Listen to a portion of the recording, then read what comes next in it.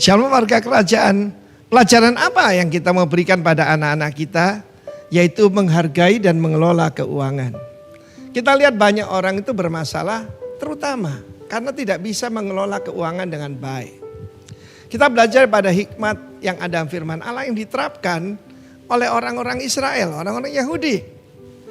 Kalau dia punya anak akan diajarkan, ini ada 5 celengan ya. Maka kalau dia punya yaitu $10 ya, $10, maka yang pertama itu persepuluhan. 1. Yang kedua persembahan. Sebab persepuluhan aja itu belum menabur. Ya, ini baru persembahan. Lalu yang ketiga adalah saving, menabur, menabung maksudnya ya, menabung. Ini menabur, ini menabung. Lalu yang ini ya adalah investment. Investmentnya $2 ya. Lalu yang lain $5 ini adalah untuk ya kebutuhan sehari-hari. Kalau bisa menekan lebih baik, investmentnya bisa lebih besar. Tapi ini yang paling pelajaran paling dasar sekali. Saya ketemu dengan teman-teman saya yang mendidik anaknya mengembalikan persepuluhan dan persembahan ya dari uang jajan mereka. Karena tidak heran bahwa anak-anak Yahudi biasa berdagang mulai kecil, saudaraku ya. Seringkali yaitu Alkitab itu dirohanikan. Ketika Yesus berkata, do business till I come, ya maka diterjemahkan uang mina dan talenta itu adalah talenta musik, talenta berkhotbah. Tidak sama sekali. Itu berbicara tentang pengelolaan keuangan. Sebab firman Allah mengatakan keuangan itu adalah benar-benar benih, saudaraku ya. Orang kaya menguasai orang miskin. Pelajaran dari ibu saya kepada saya adalah jangan pernah meminjam. Meskipun orang tua saya belum Kristen, itu betul.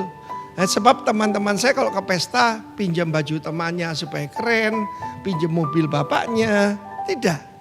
Kita diajarkan untuk transparan ya. Dan orang yang menabur kecurangan akan menuai bencana. Tongkat amarahnya akan habis binasa.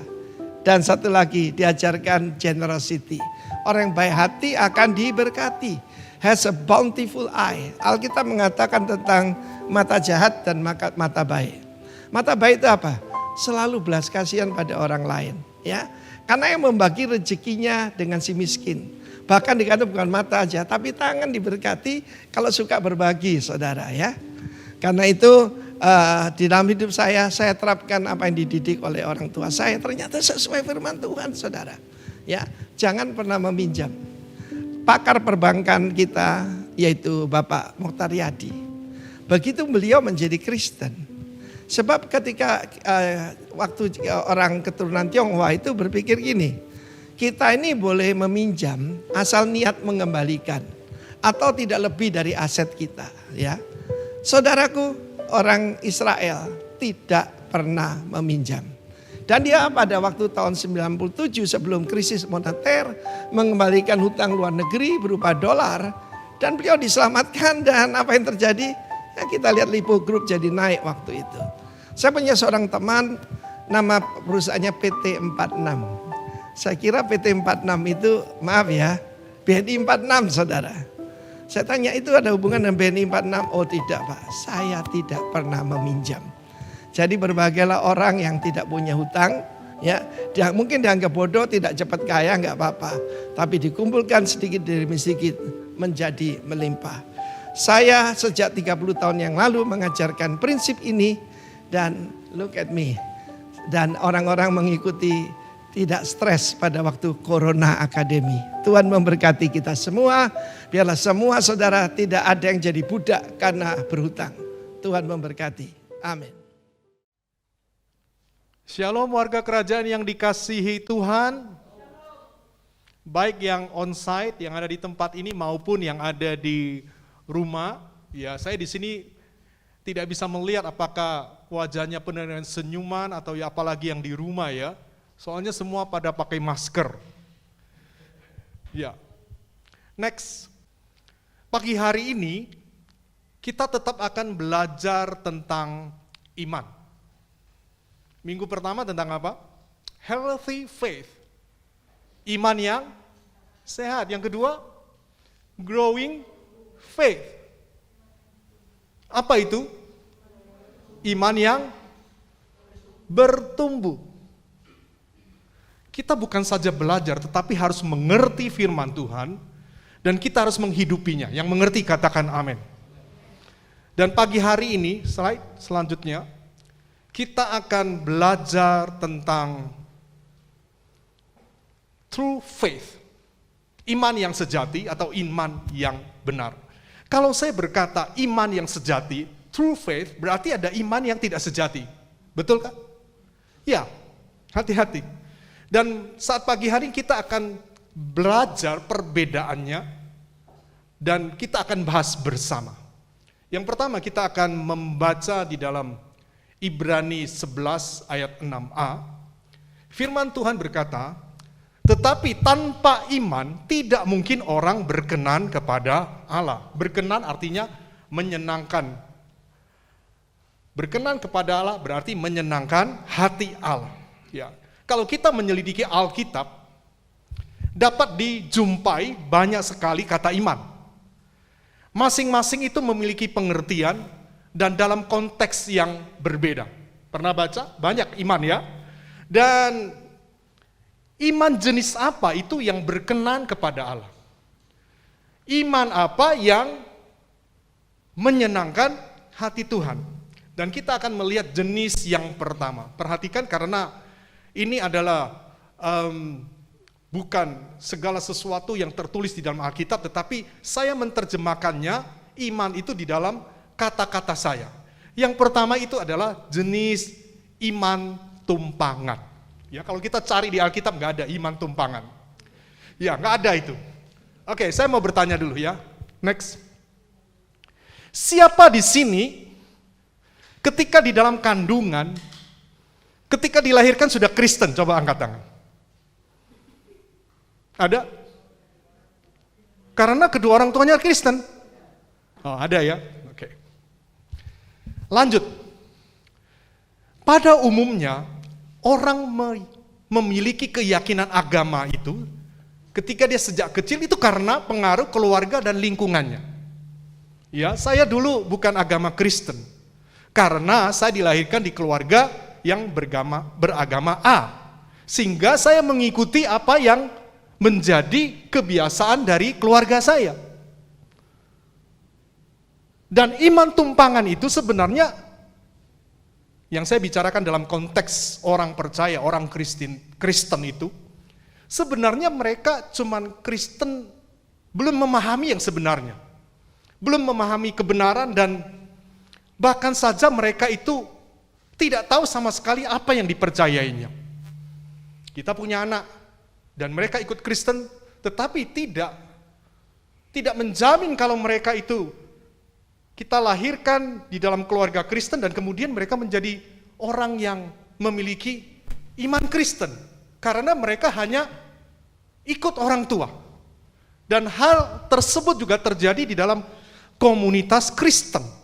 Di sekolah Kristen, ya dulu saya bukan Kristen karena sekolah di sekolah Kristen akhirnya saya ikut-ikutan.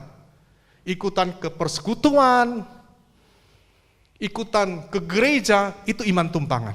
Saya tidak mengerti apa-apa tentang kebenaran.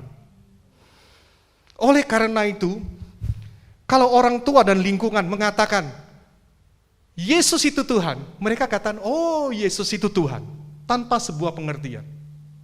Ayo ke gereja, mereka ke gereja dan tanpa sebuah pengertian. Ayo kamu berdoa, mereka berdoa, baca Alkitab, mereka baca Alkitab, ayo puasa, rame-rame puasa. Jadi yang namanya iman tumpangan adalah mereka melakukan semua itu tanpa pengertian yang benar. Hanya numpang ikut-ikutan. Oleh sebab itu, kita di sini yang notabene-nya adalah orang tua, peran kita sangat penting. Baik itu orang tua kandung maupun orang tua rohani, peran kita sangat besar untuk membawa iman tumpangan itu, perhatikan, secara konsisten menuju kepada iman yang next level yang membawa kepada keselamatan. Amin. Oke, next. ini adalah salah satu contoh iman tumpangan yang dibawa menuju kepada iman yang membawa kepada keselamatan. Di sana ada seorang nenek, namanya nenek siapa? Nenek Louis. Anaknya nenek Louis siapa namanya? Eunike. Anaknya Eunike siapa? Timotius. Alkitab mencatat bahwa Louis itu dahulunya itu agamanya adalah agama Yahudi, Yudaisme. Tetapi suatu saat Louis percaya kepada Yesus dan akhirnya Eunike juga ikut. Mereka menjadi Kristen. Tidak disebutkan mengenai suami daripada Eunike. Ada yang menafsirkan bahwa meninggal, ada yang menuliskan bahwa dia bukan orang percaya, tetapi itu tidak penting. Yang jelas adalah Louis dan Eunike mendidik, membimbing Timotius yang pertamanya itu pasti adalah iman tumpangan menjadi iman yang diselamatkan. Coba kita akan lihat ayatnya, itu yang pertama. Sebab aku teringat akan imanmu, kata Paulus. Imanmu yang tulus ikhlas. Imanmu yang sejati. Imanmu yang benar, yaitu iman pertama-tama hidup di dalam nenekmu Louis dan di dalam ibumu Eunike, dan yang aku yakin hidup juga di dalam dirimu. Dari iman tumpangan menjadi iman yang menyelamatkan. Dan Paulus melihat bahwa ini adalah peran dari nenek Louis dan ibunya Eunike. Kenapa? Ayat selanjutnya, di sana dikatakan bahwa dari kecil engkau sudah mengenal kitab suci yang dapat memberi hikmat kepadamu dan menuntun engkau kepada keselamatan oleh iman kepada Kristus Yesus. Jadi peran orang tua rohani, itu sangat penting untuk membawa anak-anak yang masih berada di dalam iman tumpangan menjadi iman yang diselamatkan. Itu tanggung jawab kita. Ya, oke. Ada dua, yang kedua adalah iman tumpangan di dalam pernikahan. Terus, next. Mau jadi orang Kristen karena hendak menikahi pasangan yang agamanya Kristen. Supaya bisa diberkati di gereja. Ada kejadian seperti ini? Ada kasus yang seperti ini? Ada. Itu namanya iman tumpangan. Saya sarankan kalau ada kasus seperti ini, jangan mau cepat-cepat menikah. Jangan mau masuk dalam jebakan Batman, nanti bisa menghadirkan neraka. Karena kenapa? Menikah dengan orang yang hanya memiliki iman tumpangan. Ya, biarkan pasangan itu beriman kepada Tuhan, belajar dulu tentang Tuhan yang benar tentunya, dan mengalami perjumpaan secara pribadi, baru nikahi dia. Itu iman tumpangan. Ada lagi ya, sebenarnya tidak ada masalah dengan iman tumpangan. Tidak ada masalah, justru ini merupakan langkah awal seorang itu belajar mengenai Tuhan yang benar dengan benar. Benar? Betul? Tetapi kalau tidak ada tindakan untuk belajar dan kemudian mengerti, kemudian melakukan firman Tuhan atau firman Kristus, maka tidak akan ada pernah iman yang benar yang bertumbuh dalam hidup orang tersebut. Dan sangat disayangkan, banyak orang Kristen yang puas dengan level iman tumpangan tersebut dan tidak ada usaha untuk terus bertumbuh di dalam Kristus. Next. Atau sering kita dengar itu adalah Kristen KTP. Kristen KTP jenis ini katanya Kristen tetapi masih belum mengenal kebenaran. Katanya Kristen tetapi cara hidupnya itu bukan cara hidup kerajaan. Cara hidup duniawi dan masih kompromi dengan dosa-dosa. Yang seperti ini banyak, ya maksudnya terdapat di daerah atau kantong-kantong Kristen. Karena kenapa? Dilahirkan sudah Kristen, tetapi tidak pernah dididik di dalam kebenaran, tidak pernah dituntun supaya pada akhirnya mereka memiliki iman yang menyelamatkan. Suatu saat saya pergi ke satu daerah di Nusa Tenggara Timur, dan pada hari Minggu, itu orang-orang pada ke gereja. Setelah selesai ke gereja, saya menuju satu tempat daerah pantai dan jalannya sangat kecil. Apa yang terjadi? Anak-anak mudanya itu pulang gereja, mereka bawa minuman keras.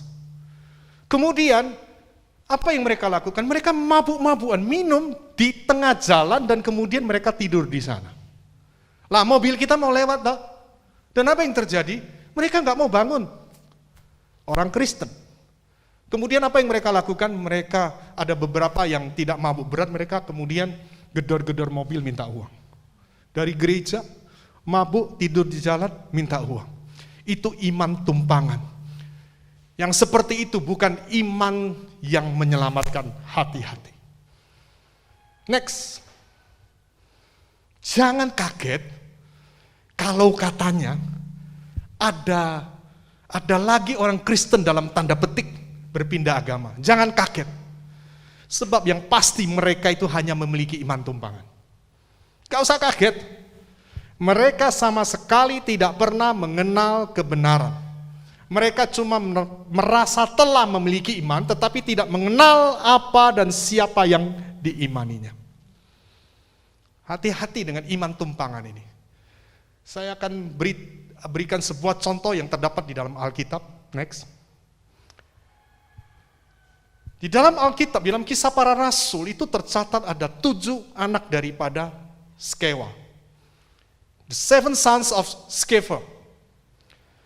Ayah mereka itu seorang imam agama Yahudi, Yudaisme, tetapi ke-7 anaknya itu tukang jampi Yahudi. Bayangkan. Dan mereka berjalan keliling di negeri itu karena sudah melihat bagaimana Paulus itu berdoa, orang sakit disembuhkan, orang kerasukan setan ditumpangi tangan, setannya keluar. Dan mereka mau coba-coba pinjam imannya Paulus. Itu namanya iman tumpangan. Kemudian mereka berjumpa dengan orang yang kerasukan setan. Dan mereka berkata, aku menyumpahi kamu demi nama Yesus yang diberitakan oleh Paulus. Kira-kira iblis takut gak dengan orang yang seperti itu? Tidak. Next. Dan apa kata daripada iblis? Tetapi roh jahat itu menjawab, Yesus aku kenal, Paulus aku ketahui, kon sopo? Kamu siapa? Itu iman tumpangan. Mereka dikalahkan, diterkam oleh iblis karena mereka hanya memiliki iman tumpangan. Iman yang ditumpangi siapa? Iman Paulus. Sekali lagi saya katakan, tidak salah dengan iman tumpangan. Selama iman tersebut itu bertumbuh. Masih ingat apa yang disampaikan Pak Andres? Growing faith. Dan akhirnya mencapai level iman yang menyelamatkan. Itu tujuannya. Jadi jangan cuma stagnan di level itu. Masalahnya adalah ketika iman tumpangan itu tetap saja stagnan, menjadi Kristen KTP, tidak mengenal kebenaran, tinggal dalam dosa, kompromi dengan dosa, bahkan bisa saja ketika diajak untuk pindah kepercayaan, dia mau lakukan itu. Hati-hati dengan iman tumpangan. Itu yang pertama. Nanti kita akan klimaksnya di poin yang ketiga. Yang kedua. Next, yang kedua. Sekarang saya mau bertanya. Siapa di sini yang pernah mengalami mujizat? Boleh angkat tangan. Oke. Jos pernah mengalami mujizat? Wah, ternyata pernah juga ya. Bu Miske juga sudah pernah. Mas Eko juga pernah ya. Mujizat ya. Saya mau bertanya, kejadian apa yang termasuk mujizat? Kanker sembuh, mujizat atau tidak? Sakit jantung yang harus dioperasi, nggak jadi operasi? Mujizat? Ya. Lumpuh berjalan? Oke. Buta melihat? Mujizat ya. Bisu bicara? Tuli mendengar, perlu uang tiba-tiba, tersedia, mujizat. Sekarang saya mau bertanya. Kalau kita masih hidup dan masih bernafas, apakah itu bukan mujizat? Mujizat toh. Manusia ini suka memilah-milah. Di dalam arti begini, mujizat itu dibagi jadi 2. Manusia itu cenderung suka mujizat yang spektakuler. dalam benaknya itu dianggap spektakuler. Contohnya sakit kanker stadium 4, itu kalau sembuh itu mujizat. Sementara mujizat-mujizat yang tidak disadari, perhatikan, yang umum-umum saja, yang dianggap biasa, yang tidak spektakuler, itu bukan mujizat. Saya mau katakan kalau kita bisa hidup, bisa bernafas, itu mujizat, amin. Dan kalau kita memiliki darah, itu mujizat, karena sampai sekarang tidak ada orang yang bisa menciptakan darah. Dan darah yang mengalir di dalam tubuh kita, dalam 1 minggu bisa mencapai 169,3 kilometer. Itu mujizat atau bukan? Itu mujizat, tetapi kebanyakan orang menganggap itu adalah hal yang biasa. Dan next, ada yang berkata seperti ini. Have faith in God, miracles happen. Artinya apa? Miliki iman, maka mujizat terjadi. Saya mau berkata, apakah ketika kita bernafas, kita beriman? Dalam nama Yesus, saya harus bernafas, saya harus bernafas. Kita lakukan itu? Kalau kita hidup Tuhan dalam nama Yesus, saya besok harus hidup. Enggak tahu. Padahal itu adalah mujizat. Dan yang saya akan sampaikan tentang mujizat-mujizat ini, have faith in God, miracles happen, itu enggak salah.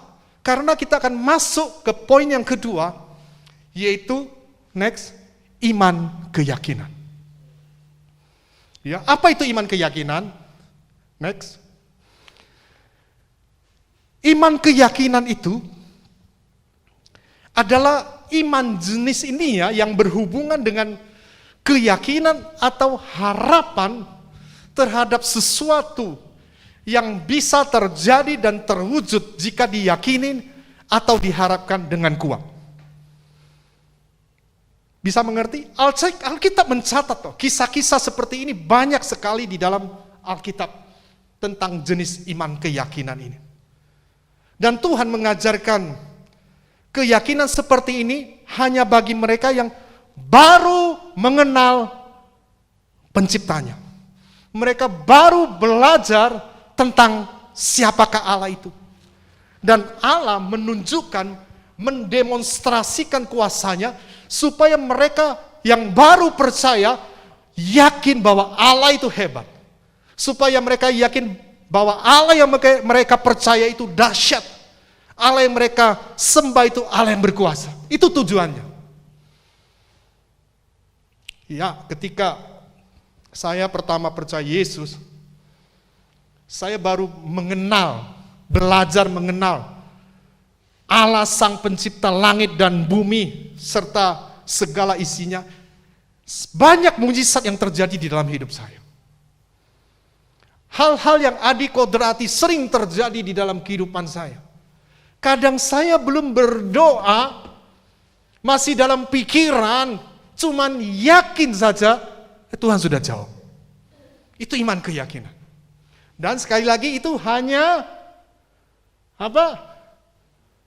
Tuhan cuman menyatakan kuasanya bagi mereka yang baru belajar mengenal Dia. Oke, contohnya. Wanita yang sakit pendarahan 12 tahun. Ketika dia tahu Tuhan Yesus lewat, apa yang dia lakukan? Dia berusaha untuk menjamah jumbai dari jubah Yesus. Perhatikan apa yang dikatakannya. Next. Dia berkata dalam hatinya, asal ku jamah saja jubahnya, aku akan sembuh. Itu iman keyakinan. Asal ku jamah saja jubahnya, aku akan sembuh.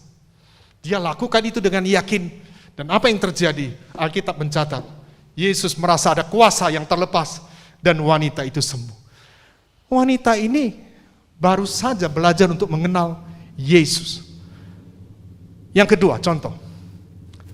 Setelah itu Yesus melanjutkan perjalanan dan ada 2 orang buta yang mengikutinya dan berkata, Anak Daud, kasihanilah kami, anak Daud. Kemudian Yesus masuk dalam rumah, mereka berdua mengikuti Yesus. Dan Apa kata Yesus? Next. Yesus berkata kepada mereka, percayakah kamu bahwa aku dapat melakukannya? Apa jawaban mereka? Mereka menjawab, ya Tuhan, aku percaya. Ini yang berbicara tentang iman keyakinan. Mereka sebelumnya belum mengenal Allah. Mereka cuma dengar dari orang-orang lain.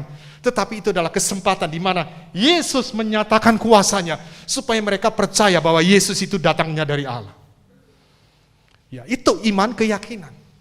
Selanjutnya, ini kita sudah sering mendengar seorang hamba, seorang perwira di mana hambanya itu sakit di Kapernaum. Kita melihat bahwa apa pernyataan daripada perwira itu. Next. Dia berkata, Tuan, aku tidak layak menerima Tuan di dalam rumahku. Katakan saja sepatah kata, maka hambaku itu akan sembuh. Ini iman keyakinan. Dia yakin kalau Yesus berkata satu kata patah, maka hambanya akan sembuh. Ini iman keyakinan. Dan Yesus membuktikan bahwa dia adalah dari Allah yang Maha Kuasa. Amin. Tuhan menunjukkan, mendemonstrasikan kuasanya. Itu hanya kepada orang-orang yang baru mengenal atau belajar mengenal, supaya mereka yang melihat apa yang diperbuat oleh Yesus, pada akhirnya mereka menjadi orang percaya. Next. Permasalahannya di sini, Bapak Ibu Saudara sekalian yang dikasihi Tuhan. Jenis iman ini, iman keyakinan ini saat ini masalahnya ditekankan dan diajarkan kepada banyak orang Kristen dewasa ini secara berlebihan dan tidak proporsional. Jadi dewasa ini, iman yang jenis ini diajarkan dengan cara yang berlebihan, nanti saya akan tunjukkan. Dan tidak proporsional, seolah-olah iman keyakinan ini, dengan iman keyakinan ini, manusia bisa meraih apapun yang diingininya. Dan Tuhan pun harus menurut, tidak bisa berbuat apa-apa berhadapan dengan umat yang memiliki iman yang seperti itu.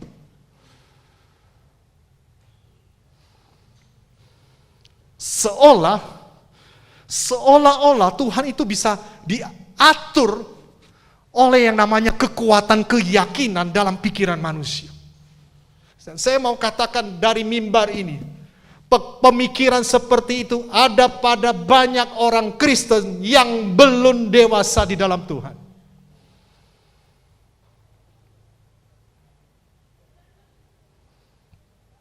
Dan bagi orang-orang Kristen tertentu, bila mereka memiliki iman ini, iman keyakinan ini, maka itu dianggap sebagai sesuatu yang hebat. Contohnya mendoakan orang-orang itu sakit, yang sakit itu jadi sembuh.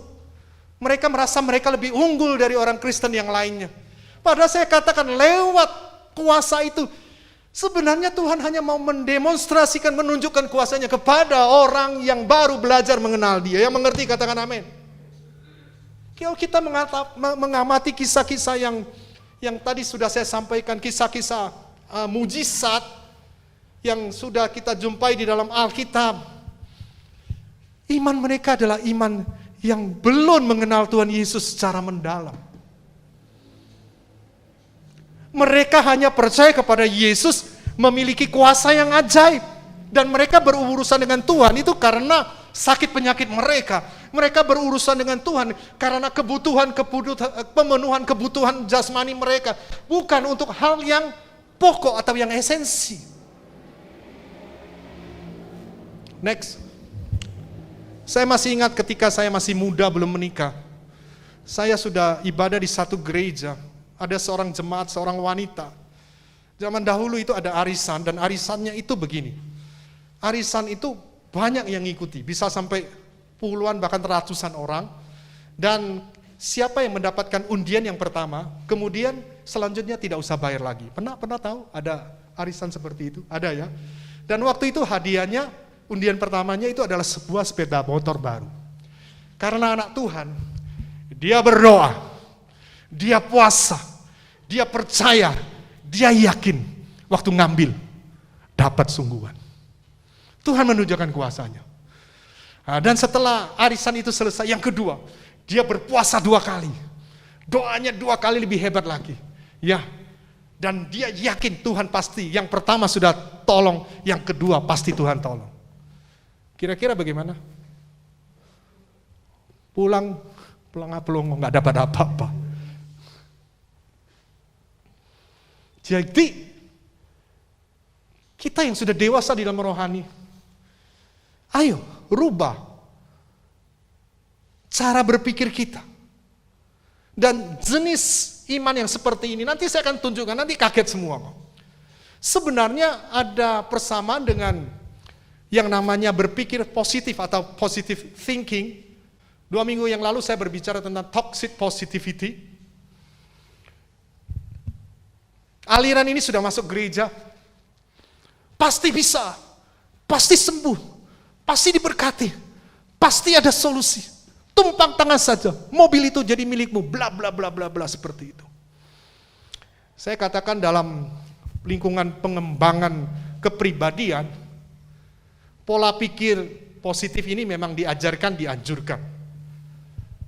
Tetapi sesungguhnya kekuatan yang diandalkan itu bukan Tuhan. Kekuatan berpikir, perkataan, kadang mereka menggunakan alam semesta, berbagai kekuatan lain yang diyakini memiliki kekuatan, dan sebenarnya itu bukan dari Tuhan. Hati-hati sekali, termasuk hipnotis.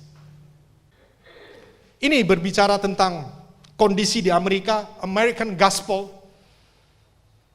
Seorang hamba Tuhan berkata, aku deklarasikan hari ini juga hutangmu lunas, kata Tuhan. Enak gak? Enak gak? Kalau gitu beberapa minggu yang lalu saya akan lakukan peminjaman ke bank-bank.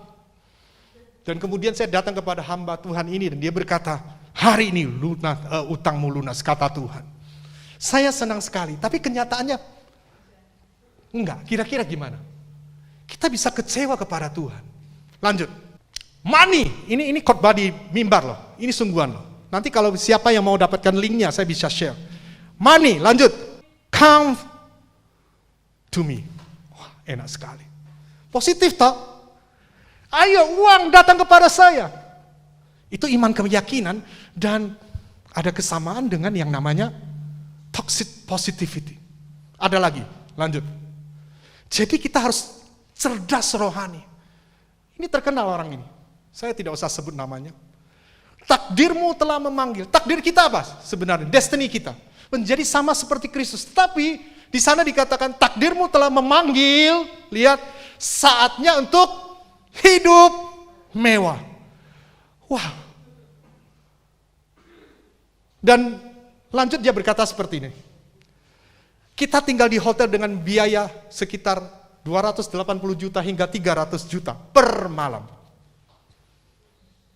Ini sungguhan loh. Iman keyakinan yang di dalamnya tercover, ditutupi oleh yang namanya toxic positivity. Lanjut. Dan dia berkata begini. Saya sehat, saya diberkati. Apalagi saya disukai, saya seorang pemenang dan bukan korban. Lihat. Iman keyakinan, sekali lagi saya katakan tidak salah. Tetapi saat ini diajarkan secara berlebihan dan tidak proporsional. Oleh sebab itu, saya merindukan setiap jemaat yang ada di tempat ini maupun yang di rumah. Mari kita menjadi orang percaya yang cerdas rohani. Sekarang zaman hybrid loh ya. Kita sekali klik kita bisa mendengar khotbah dari gereja A, B, C, D sampai Z, AA sampai AZ, AA sampai ZZ. Dan banyak pengajaran-pengajaran yang disampaikan kepada kita. Kalau kita tidak cerdas rohani, kita akan tertipu. Dan akhirnya kita stagnan di iman tumpangan. Di iman cuman keyakinan saja. Dan itu bukan kehendak daripada Tuhan. Amin. nggak enak ya, kok bicara iman kok tambah nggak seperti yang saya harapkan. Tetapi yang saya sampaikan adalah murni firman Tuhan. Amin. Lanjut. Sekarang yang ketiga. Kita akan membaca di dalam Ibrani 11 ayat 6a. Dalam terjemahan bahasa Melayu, tanpa iman tidak seorang pun dapat menyenangkan hati Allah. Tujuan hidup kita salah satunya adalah menyenangkan hati Tuhan. Bagaimana kita bisa menyenangkan hati Tuhan? Iman yang seperti apa yang bisa berkenan kepada Tuhan? Next, yaitu iman yang sejati atau iman yang benar. Dan apa gambaran kita tentang iman yang sejati di dalam pikiran kita? Sekali lagi, kalau iman itu cuma menumpang, maka belum dapat mencakup pengertian iman secara menyeluruh. Belum. Kalau iman itu adalah iman yang tertuju hanya kepada kuasa Allah dan perbuatannya yang ajaib atau mujizat, itu bukan pengertian iman yang secara menyeluruh. Bukan. Apa itu iman yang sejati? Perhatikan. Iman sejati itu berbicara tentang atau mengenai kualitas hubungan antara umat yang percaya dengan Allah yang dipercayainya. Perhatikan, selama ini apa yang kita pikirkan? Kita pikir iman sejati itu saya memiliki iman bisa memindahkan gunung. Saya memiliki iman di mana saya yakin dan Allah harus menuruti kehendakku. Tidak. Iman sejati adalah mengenai kualitas hubungan antara umat yang percaya dengan Allah yang dipercayainya.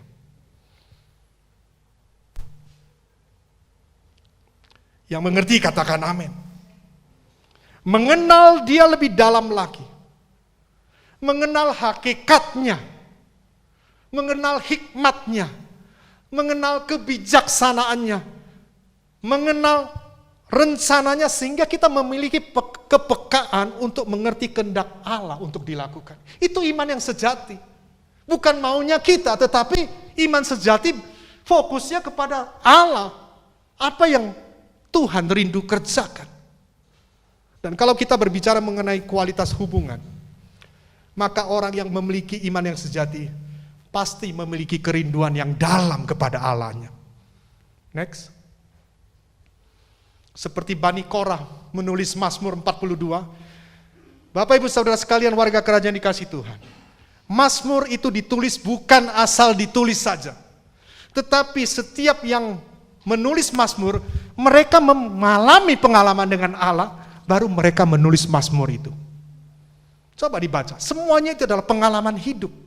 Dan ini adalah sebuah pengalaman kerinduan Bani Korah untuk senantiasa memiliki hubungan yang lebih dalam lagi kepada Tuhan, sehingga terciptalah sebuah mazmur seperti rusa rindu sungaimu. Dan orang yang memiliki iman yang sejati, pengharapannya bukan sekedar pengharapan yang ada di atas bumi ini. Ingat, berkat jasmani, uang, keinginan, dan juga bukan berbicara tentang pengharapannya akan kesembuhan dan mujizat-mujizat. Saya katakan itu tidak salah. Tetapi kalau di dalam fokus hidupnya adalah yang saya sebutkan tadi, itu masih di iman keyakinan. Bukan iman yang sejati. Tetapi pengharapannya itu akan kekekalan. Kita akan melihat Abraham. Abraham adalah bapak yang beriman. Next. Di dalam Ibrani 11 ayat 9 dan 10, nanti sebelum selesai saya akan tutup sebuah kesaksian. Karena iman, Abraham diam di tanah yang dijanjikan itu seolah-olah di suatu tanah asing. Bayangkan, tanah yang dijanjikan di bumi, dia anggap itu adalah tanah asing. Seharusnya dia mendirikan rumah yang permanen, di situ dia tinggal di dalam kemah dengan anaknya Ishak dan Yakub yang turut menjadi ahli waris janji yang satu itu. Sebab ia menanti-nantikan kota yang mempunyai dasar, yang direncanakan dan dibangun oleh Allah. Bapa beriman, dia adalah bapa yang memiliki iman yang sejati. Fokusnya itu kepada kekekalan. Yang mengerti katakan amin. Hubungan, berbicara kerinduan, dan pengharapan akan hal-hal yang kekal. Beriman atau percaya kepada Tuhan, itu bukan saja hanya mengakui statusnya. Bahwa dia pencipta alam semesta. Allah yang layak dipuji, Allah yang layak disembah, dan lain sebagainya. Kebanyakan daripada kita seperti itu toh. Padahal iman sejati itu apa? Next. Penyerahan total kepada kehendak Allah. Yang sudah dilakukan oleh siapa? Abraham. Menyerahkan anaknya Ishak. Tuhan Yesus juga pernah ketika di Taman Getsemani, itu adalah iman yang sejati. Klik. Dia berkata, jangan apa yang aku kehendaki itu terjadi, tetapi apa yang engkau kehendaki. Kira-kira sampai di sini mengerti apa yang disampaikan? Next. Ciri-ciri orang yang memiliki iman sejati, ciri-cirinya. Dia tidak akan berdoa untuk sesuatu yang tidak sesuai dengan kehendak Tuhan. Karena dia peka. Dan dia tidak akan mudah mengklaim kuasa Allah untuk mengalami mujizat, mengalami janji Allah dan memperoleh apa yang dia inginkan. Dia tidak akan lakukan itu. Dan saat ini kita melihat bahwa begitu banyak pengajaran, miliki iman, klaim. Saya katakan orang yang memiliki iman sejati, mereka tidak akan pernah berdoa segala sesuatu yang tidak sesuai dengan kehendak Allah. Dan mereka tidak akan sembarang klaim apa yang menjadi keinginan dan kehendaknya. Tetapi dia pasti akan berserah total kepada Allah yang dipercayanya. Dan dia akan memiliki sikap hormat kepada Allah sebagai pemegang kekuasaan tertinggi, kedaulatan tertinggi, sehingga dia pasti menundukkan diri sepenuhnya kepada Allah. Itu pasti. Jadi bukan iman-iman yang sementara ini yang digembar-gemborkan seolah-olah orang yang mengalami mujizat itu adalah orang yang mengalami iman. Tidak. Iman yang unggul dan lain sebagainya. Enggak, sederhana iman yang sejati. Kualitas hubungan dengan Allah. Sehingga kita berani menyerahkan hidup kita secara total kepada Allah. Oke, saya akan memberikan kesaksian dan kemudian saya akan tutup. Saya mengenal satu keluarga, mereka menikahnya terlambat. Sehingga sulit punya anak. Ini sungguh-sungguh terjadi. Mereka orang pinter dan mereka berdoa. Tidak salah kalau berdoa. Mereka tidak mengklaim. Mereka berdoa minta Tuhan supaya diberikan, dikaruniakan seorang anak. Dan mereka harus menunggu 12 tahun. Sudah tua, menikah, terlambat. Akhirnya harus menunggu 12 tahun. Dan ketika menginjak remaja, anak ini sekitar 12 tahun. Mereka sudah mulai tua. Tiba-tiba anak ini menjadi gila. Kalau seperti Abraham masih enak. Sudah, anakmu potong selesai toh. Kalau ini gila. Bisa bayangkan? Bagaimana kalau hal tersebut terjadi dalam hidup kita? Sudah lama mengharapkan anak seperti Abraham. Setelah dikaruniakan anak, kalau disuruh persembahkan, oke lah, selesai. Ini gila, berarti harus bersama-sama dengan mereka. Diobati, direhab.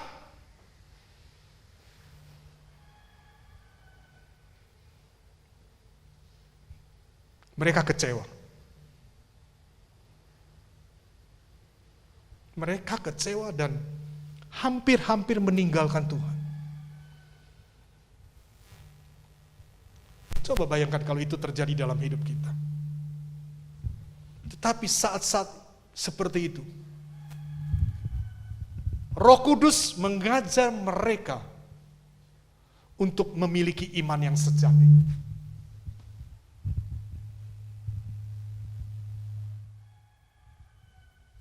Mereka harus berserah total kepada Tuhan. Mereka harus menuruti atau terjadi, segala sesuatu itu terjadi menurut kehendak Tuhan. Dan Roh Kudus dengan jelas berbicara bahwa kalau Tuhan mau sembuhkan, bisa nggak? Bisa. Tetapi di situ diajar untuk supaya kita itu berharap, memiliki pengharapan bagi orang percaya khususnya di kekekalan nanti. Segala sesuatu akan dipulihkan secara sempurna. Amin. Saya teringat apa yang disampaikan Bu Miske ketika Pak Agus sakit. Pak Agus katakan apa? Sudahlah, saya pasti sembuh dan sembuh dengan sempurna. Itu adalah iman yang sejati. Karena yang dipikirkan bukan cuma yang di sini, tetapi pengharapan akan kekekalan nanti. Kita harus masuk dalam level yang selanjutnya. Dan saat ini kondisinya seperti ini, mereka tidak bisa.